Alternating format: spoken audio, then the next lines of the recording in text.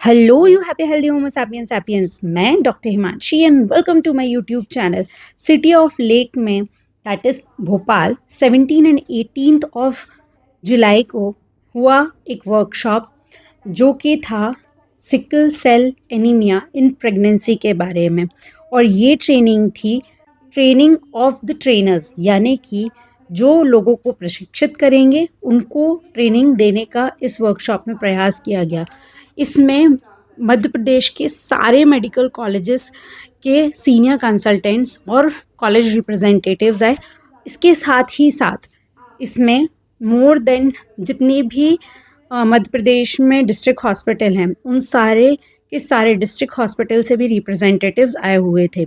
अब बिलीव नहीं करेंगे, 140 यानी 140 से ऊपर की गैदरिंग थी जिसको एड्रेस किया गया sickle cell anaemia in pregnancy के बारे में।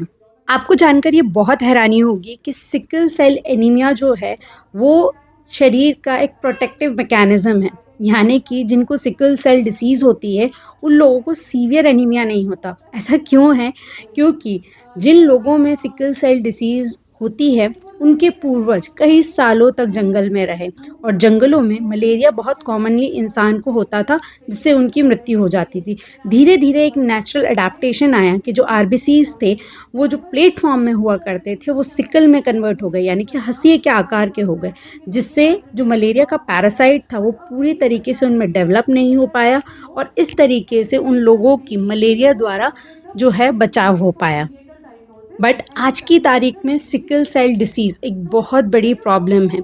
आपको जानकर ये भी बहुत हैरानी होगी कि वर्ल्ड लिटरेचर, चाहे वो पब्लिकेशंस हो या कोई भी लिटरेचर हो, उसमें किसी भी स्टडी में सिकल सेल डिसीज़ के 400 से ऊपर के पेशेंट्स का कोई भी डाटा नहीं है।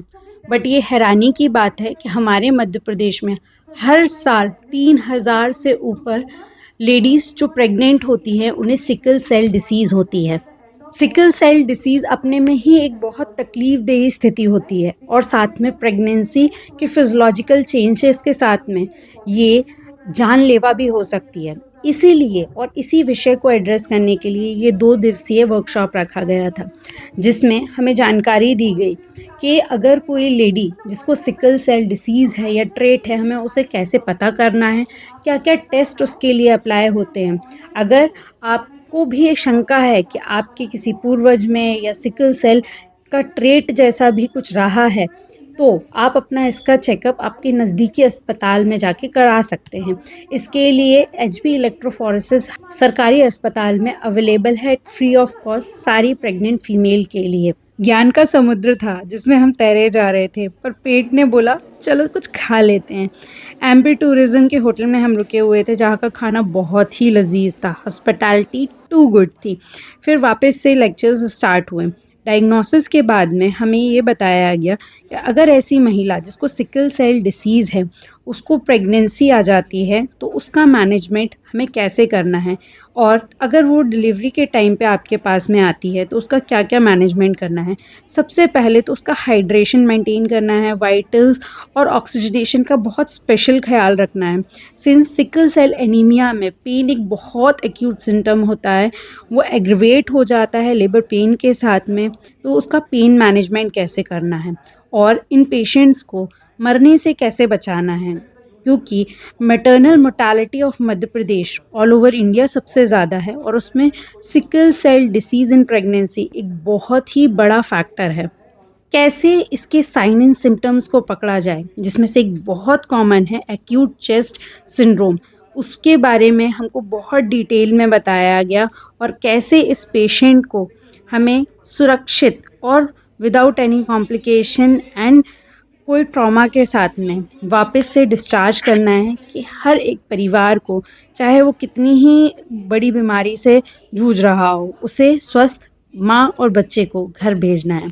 दूसरे दिन का जब शुरुआत हुआ तो उसमें हमने डिलीवरी तो करा दी थी, अब हमें ये सिखाया जा रहा था कि अगर बच्चे में पहले ही पता पड़ जाए, जो कि आज की दुनिया में कई ऐसी तकनीक हैं जैसे कि कैरियोटाइपिंग ऑफ एमनियोटिक फ्लूइड या फिर कोरियस विलाई सैम्पलिंग, जिसके द्वारा ये पता किया जा सकता है कि आने वाले बच्चे में कोई जन्मजात विकृति या उसमें कोई डिसीज़ तो नहीं है।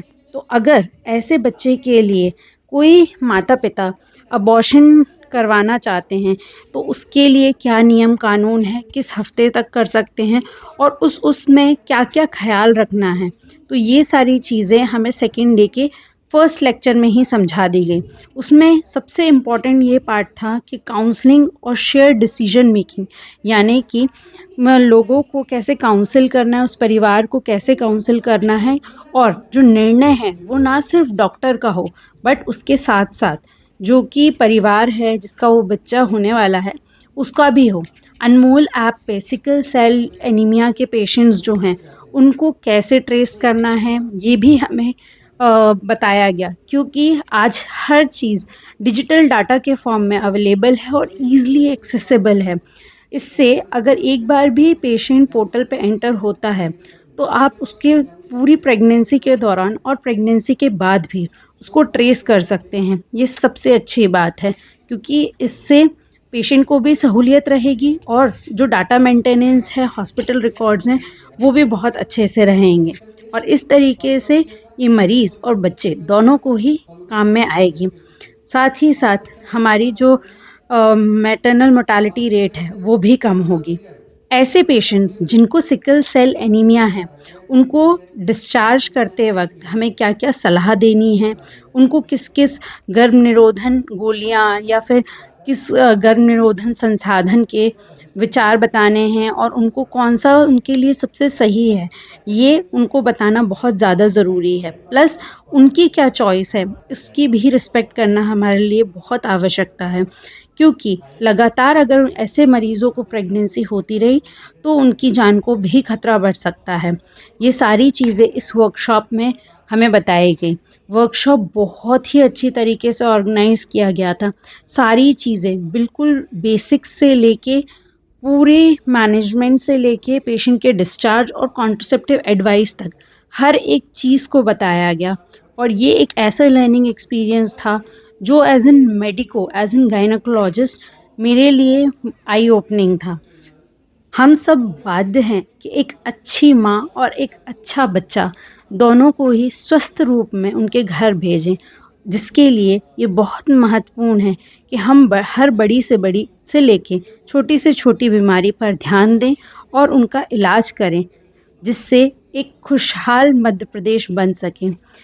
तो कैसा लगा आपको आज का वीडियो कमेंट सेक्शन में बताइएगा। मिलते हैं नेक्स्ट वीडियो में। Till next time, stay happy, stay healthy, bye bye, take care.